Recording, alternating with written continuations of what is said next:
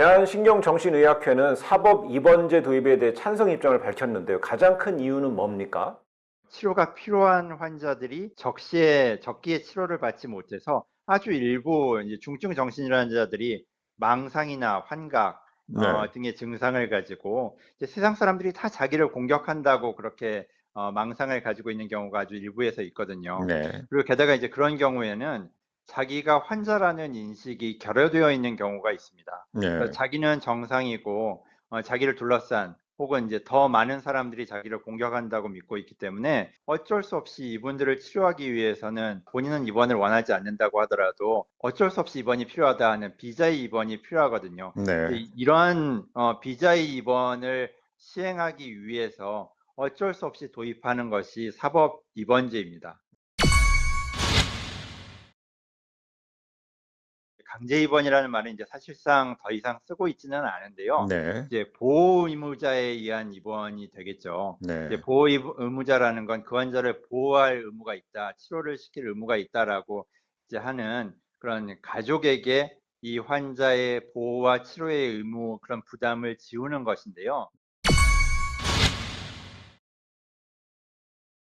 예전에 이제 농경 사회 중심일 때 대가족 중심의 제도에서는 본인들 가족에서 문제가 발생했을 때 처리해 나갈 그런 힘이 있었지만 지금 네. 도시화되면서 핵가족화되고 1인 가족 심지어 국내에 환자 혼자만 머물게 되는 그러한 가족 형태도 있거든요. 그렇기 때문에 이 부담을 가족에게는 더 이상 지울 수 없는 사회 구조가 되고 말았습니다. 네. 유엔에서도 이런 것을 이제 철폐하도록 하고 있고 알겠습니다.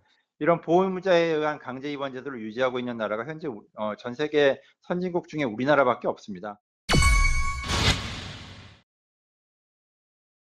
지금 유럽과 미국 등 앞서 이 도입한 사법 입원제를 도입한 나라에서 핵심은 결국 판사가 법을 적용해서 입원을 결정하는 방식이잖아요. 준비를 열심히 해야 됩니다. 왜냐하면 여기에는 판사, 어떤 법률 전문가들은 법률의 전문가지 않습니까? 그리고 어떤 그 정신적인 문제에 대한 의학적인 소견이나 판단을 미처 아직 이해할 정도로 그렇게 준비는 되어 있지 않죠. 네. 여기에는 굉장한 제도적인 준비와 또 이런 의학적인 지식, 자문 이런 것들이 따라야 되고요. 사법 입원만 이렇게 뚝 떼어서 그 제도만 도입하는 것이 아니라 이러한 입원을 시키고 나서 퇴원했을 때 이분이 사회에 다시 돌아가면서 잘 치료를 받고 재활을 할 수 있도록 병원과 여러 사회복지 시스템이 다 같이 준비가 되어야 합니다.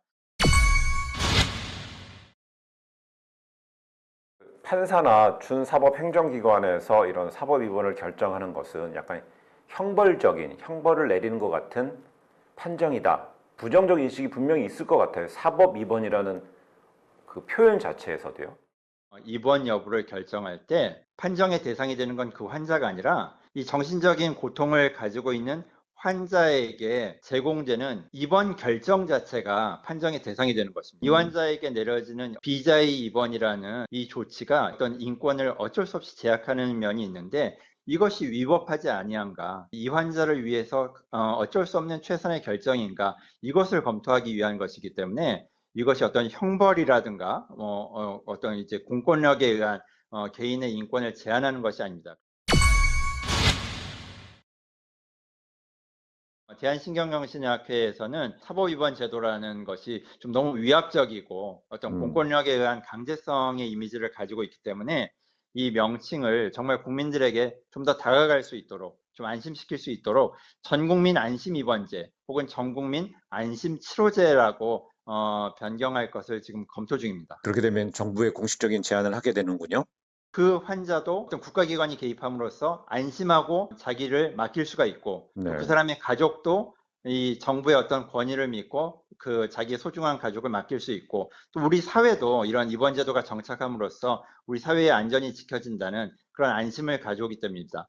그래서 안심 입원 제도라는 명칭을 제안하는 것입니다. 나도 언젠가 잠재적인 정신질환자가 될 수 있는 모든 사람들을 안심시키는. 법이 형벌만을 위한 것이 아니라 궁극적인 목적은 국민을 안정시키고 안심시키기 위해서 존재한다는 것을 좀 확인할 필요가 있습니다.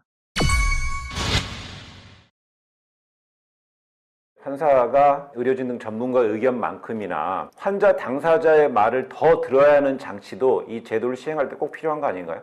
이제 사법위원이나 정신건강심판원 제도 같은 선진국에서 시행 중인 이런 제도에는 많은 전문가들이 참여를 하게 됩니다. 제일 중요한 것은 바로 환자 말을 아주 자세하게 깊이 있게 청취를 하는 것입니다. 그래서 그 본인도 그 자리에 나와서 자기 의사를 표현하고 내가 뭐 어떤 이러한 것을 겪었는데 뭐 이것을 가지고 내가 왜 입원을 해야 되느냐, 나는 입원하고 싶지 않다.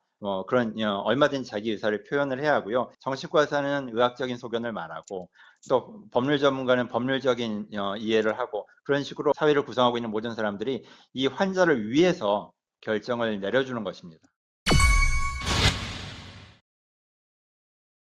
우리 사회는요, 흉악 범죄가 발생하면 용의자, 피의자의 뭐 정신병력을 주목하는 경향성이 매우 짙어지고 있는 것 같아요.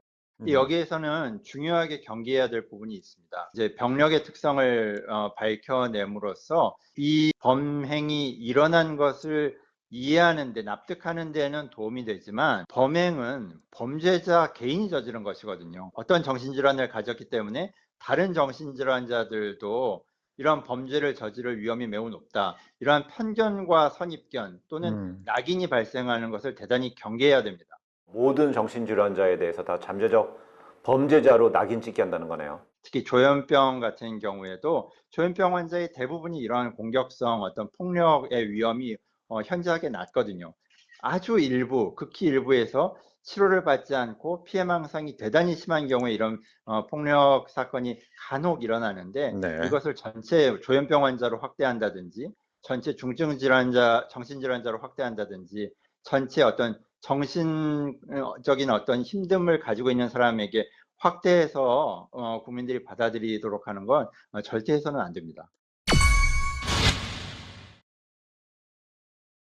폭력 문제가 발생했을 때 이것을 단순하게 20대 남성, 뭐 혼자 살고, 뭐 어떤 일을 하거나 뭐 직업이 없고 이렇게 카테고리를 정해서 분류하는 건 정말 좋지 않은 인식을 만들 수밖에 없습니다. 폭력의 문제라는 건 어떤 개인의 그런 그 요인들뿐만 아니라 그 개인이 최근에 겪었던 일, 성장 과정에서 겪었던 일, 그리고 이 사회 전반적인 사회에서 벌어지는 사건들, 사회적인 분위기, 사회적인 변화 이 모든 것이 관여를 해서 이런 폭력 난동 문제가 발생을 하게 되거든요. 그렇기 때문에 이것을 어떤 한 개인에게 전부 이 폭력 발생의 탓을 돌려서 그 사람만을 비난하는 것이 아니라 이 사회가 뭘 더 발전시키고 개선을 해나가고 또 어두운 부분, 소외된 부분을 더 돌아볼 수 있는 것인가 그것을 함께 고민하는 것이 중요하다고 생각합니다. 정신질환자와 가족이 오롯이 지금 책임을 지고 그들이 헤쳐나가야 될 숱한 난관인데 그들에 대해서 국가, 공적 영역에 적극적으로 도움을 줘야 된다는 거군요. 발전하는 사회가 궁극적으로 추구해야 할 것은 자신의 그림자를 보는 것입니다. 내 안에 혹시 어두운 부분, 맹점, 보이지 않는 부분, 소외된 부분은 무엇인가 그것을 돌아보고 소외된 부분 없이 정말 따뜻하게 보살피고 보듬는 것이 우리 사회의 성숙에 매우 중요하다고 생각합니다.